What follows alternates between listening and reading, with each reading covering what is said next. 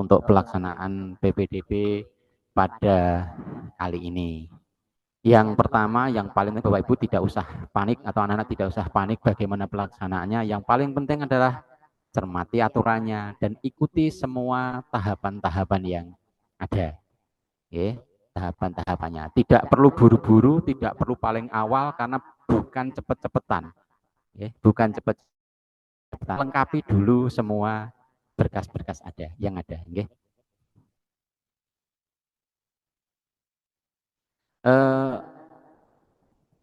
Nah ini yang berbeda dengan tahun yang lalu anak-anakku semuanya, bahwa konversi nilai akreditasi kalau tahun yang lalu itu ada, untuk tahun ini tidak ada.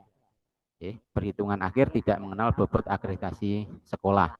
Jadi hanya jalur prestasi itu hanya nilai sekolah dan tambahan untuk prestasi. Terus cakupan untuk jalur PTO, kalau tahun kemarin itu adalah hanya guru dan pindah tugas orang tua, sekarang tahun ini adalah termasuk tenaga kependidikan. Itu yang tambah yang terbaru perbedaannya. Kalau dulu 7 mapel, sekarang adalah 9 mapel, sehingga kalau ada pertanyaan paling rendah di SMA ini berapa, di SMA ini berapa, kita tidak bisa menjawab karena itu tergantung kepada situasi maupun nanti pendaftar di sekolah yang dituju. Terus prosentase untuk kuota anak panti menjadi 3% dan anak tidak sekolah adalah 2%. Nah itu perbedaan-perbedaan dengan tahun-tahun yang lalu. Ini semuanya tercantum atau terdapat di juknis yang ada, sehingga kita diminta untuk mencermati, kita diminta untuk mengikuti. Jadi dilaksanakan sesuai dengan aturan-aturan yang ada. Masih sama Ibu dan Bapak untuk jalur-jalur yang dilaksanakan, yaitu pertama adalah jalur zonasi. Jalur zonasi paling sedikit adalah 55%, di situ di dalamnya termasuk zonasi khusus. Zonasi khusus. Jadi zonasi didasarkan pada titik terdekat dari sekolah. Termasuk di situ nanti adalah untuk anak pondok, anak inklusi, dan seterusnya adalah masuk ke dalam zonasi tersebut.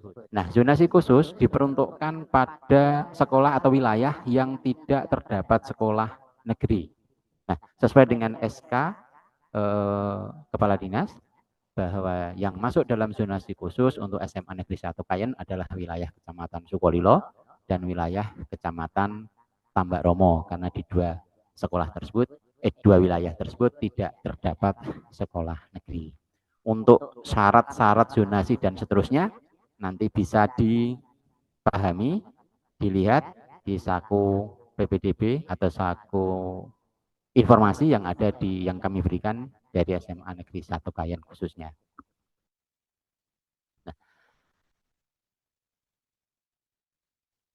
Hal-hal yang baru Bapak dan Ibu terkait dengan jalur zonasi adalah tersebut untuk KK dan seterusnya, perpindahan dan seterusnya, itu tidak ada perubahan. Yang paling penting adalah atau KK tersebut 1 tahun, sudah 1 tahun.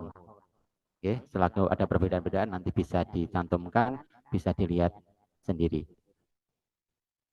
Nah, yang paling penting adalah ini Bapak dan Ibu, dari kedua zonasi itu, syarat lolos jika menggunakan KK adalah sudah berumur paling singkat 1 tahun dan kurang dari 3 tahun. Jadi apabila perpindahan ke tempat yang lain itu sudah berumur paling singkat adalah 1 tahun dan paling lama adalah 3 tahun. Lalu kalau usia domisili calon peserta didik dan orang tua wali paling singkat 3 tahun. Artinya apa? Jika siswa tersebut berada di domisili tidak sama dengan kakaknya orang tuanya, itu paling singkat adalah 3 tahun. Jadi 3 tahun lebih. Itu pun harus ditambah atau dilengkapi dengan SPTJM, surat pertanggungjawaban mutlak. Nanti contoh bentuk suratnya ada. Ini yang yang lolos ya, secara otomatis seperti itu. Kalau yang tidak lolos ya jelas kurang dari 1 tahun, jelas tidak dapat menggunakan jalur zonasi. Usia domisili CPD dan kata paling singkat 1 tahun, tetapi statusnya di situ terdaftar sebagai famili lain. Nah, itu juga tidak diperkenankan lagi untuk tahun ini. Oke, nah ini perbedaan-perbedaan KK yang digunakan. Hampir sama prinsipnya seperti tahun yang lalu. Tadi untuk zonasi khusus sudah, afirmasi adalah diperuntukkan bagi calon peserta didik berasal dari ekonomi keluarga tidak mampu, anak panti, dan anak tidak sekolah. Kuotanya adalah 20%. Nah, ini syaratnya sama seperti tahun kemarin, harus terdaftar di mempunyai program kepesertaan dalam program PIP, telah terdaftar pada data terpadu kesejahteraan sosial DTKS ini secara otomatis dan sudah divalidasi oleh dinas terkait Jawa Tengah, yaitu termasuk dalam prioritas 1, 2, dan 3. Ini yang tidak mampu. Untuk anak panti dan anak tidak sekolah, jadi hampir sama, nanti dilengkapi dengan surat-surat pernyataan dan seterusnya.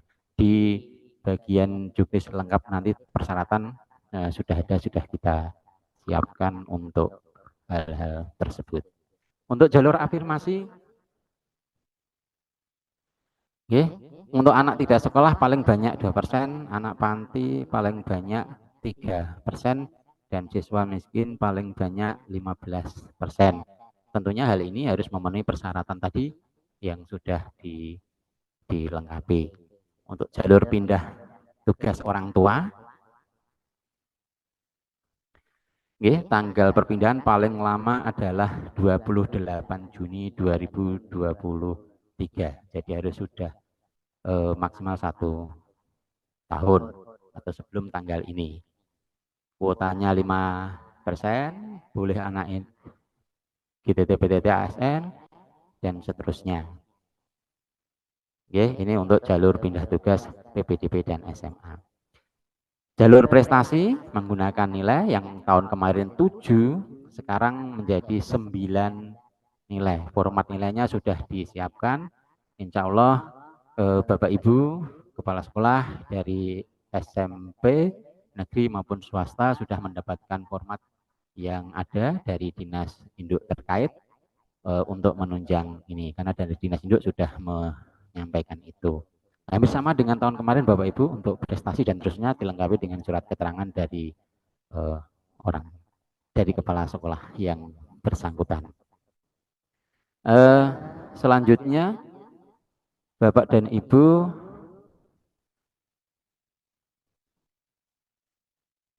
tahapan untuk pelaksanaan. Kami langsung ke tahapan untuk pelaksanaan Bapak dan Ibu. Karena kami terkait di SMA Negeri 1 Kayen, maka perlu kami sampaikan bahwa kuota yang ada di SMA Negeri 1 Kayen adalah sebanyak 432, terbagi menjadi 4 jalur tadi, yang masing-masing jumlahnya nanti akan muncul secara otomatis dari aplikasi yang sudah ada. Bapak Ibu di SMA Negeri 1 Kayen punya kewajiban untuk menyampaikan ini, lalu memberikan pelayanan yang sebaik-baiknya pada Bapak Ibu semua dan termasuk semuanya calon peserta didik. Jadi kami di sini sifatnya adalah membantu melayani pelaksanaan PPDB ini agar berjalan dengan baik dan lancar, membantu calon peserta didik untuk memberikan kemudahan bagaimana cara mendaftar, bukan kemudahan atau meloloskan ini bisa. Jadi kami tidak punya kemampuan, tidak punya kebijakan ke hal itu, karena kami di sini adalah pelaksana. Perlu kami informasikan Bapak dan Ibu untuk alur pelaksanaan atau yang ada di SMA Negeri 1 Kayen khususnya, karena banyak yang tanya ini bagaimana caranya, apa datang ke sekolah atau tidak. Datang ke sekolah atau tidak. dilayani di sekolah atau tidak, online atau tidak. Nih, kami jawab Bapak dan Ibu, alur pertama Bapak dan Ibu, tanggal-tanggal yang pelaksanaan untuk pengajuan akun dan verifikasi berkas. Di situ terjadwal tanggal 11 sampai dengan 24 Juni. Sekolah melakukan atau melayani proses verifikasi berkas Bapak dan Ibu. Sehingga, mohon maaf, untuk pengajuan akun sebisa mungkin dilakukan secara mandiri oleh calon peserta didik. Jadi tanggal 11 mulai mengajukan akun secara online dengan membuka situs alamat https://ppdb.jateng.jatengprof.go.id. Nanti di situ muncul, masukkan pengajuan akun, masukkan NISN, input data-data yang ada, lalu sampai dengan yang terakhir adalah simpan ajuan akun, kalau perlu di print out untuk ajuan akun. Nah, itu yang dilakukan secara online oleh calon peserta didik di rumah. Itu bisa dilakukan mulai tanggal 11 sampai dengan 24. Sebisa mungkin dilakukan di rumah, tidak usah terburu-buru. Walaupun tanggal 11 sudah bisa dilakukan, tidak harus tanggal 11, bisa tanggal 12-nya, bisa tanggal 14-nya. Jadi sekali lagi Bapak dan Ibu, calon peserta didik, ini bukan cepet-cepetan daftar. Cepat daftar belum tentu juga bisa atau bisa masuk keterima. Jadi dilengkapi berkasnya, di-scan, difoto untuk nanti upload pada saat pengajuan akun. Verifikasi berkas Bapak Ibu, langkah berikutnya.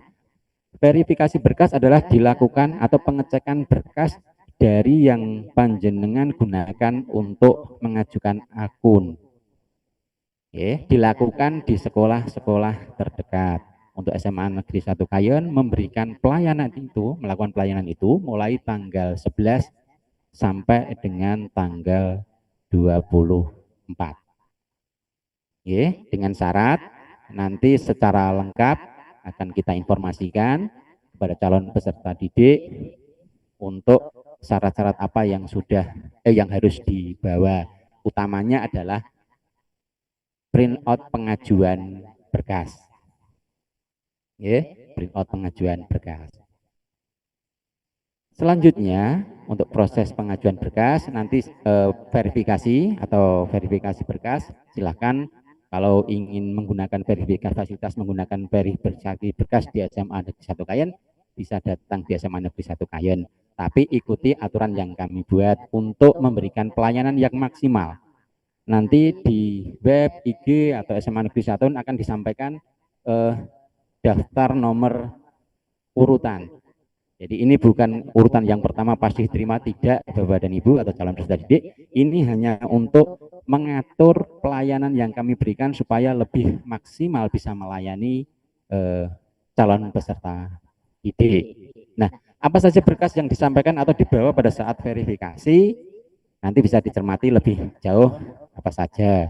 Salah satunya adalah bukti pengajuan akun.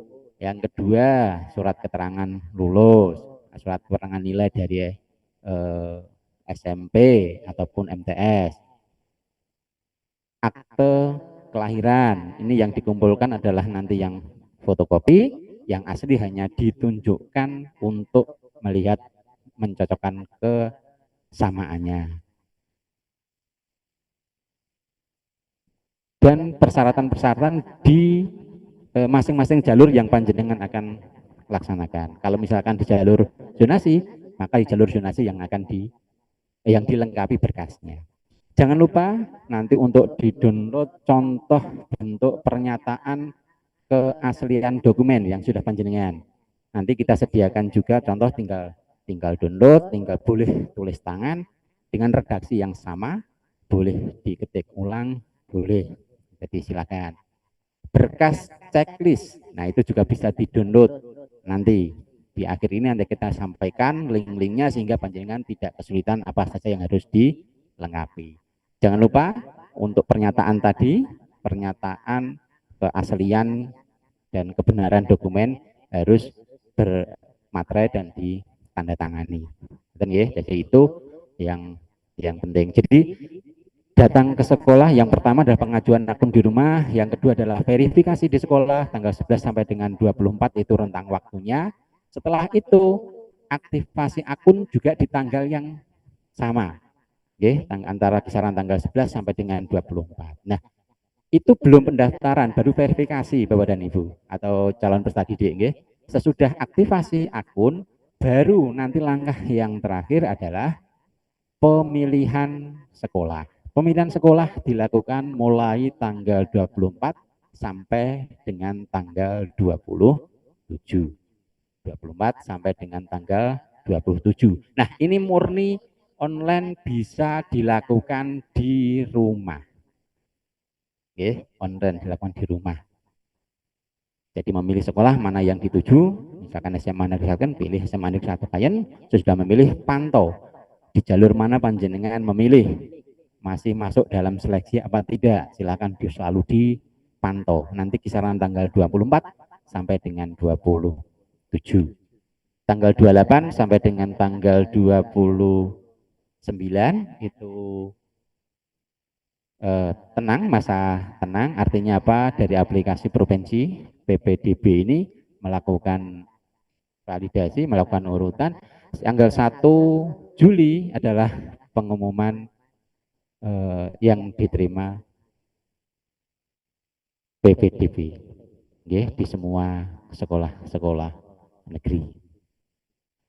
Saran kami selalu pantau Bapak dan Ibu sesudah atau anak-anakku semuanya yang sudah mendaftar, jadi selalu dipantau apa-apa yang sudah dilakukan. Jadi pilihan pendaftaran tadi. Ini. Berikutnya, nah ini untuk seleksinya. Kalau jalur afirmasi itu diproteskan adalah jarak tempat tinggal. Kalau zonasi jelas jarak terdekat. Pindah tugas orang tua, ini anak guru atau tenaga kependidikan. Jarak tempat tugas kantor orang tua terdekat dengan sekolah dan usia yang paling tinggi. Dan untuk jalur prestasi adalah nilai akhir raport dan bobot nilai prestasi. Jika ada kesamaan baru dilihat dari usia yang paling tinggi. Ini nilai akhirnya untuk yang prestasi. Jadi nilai 1 sampai dengan semester 5.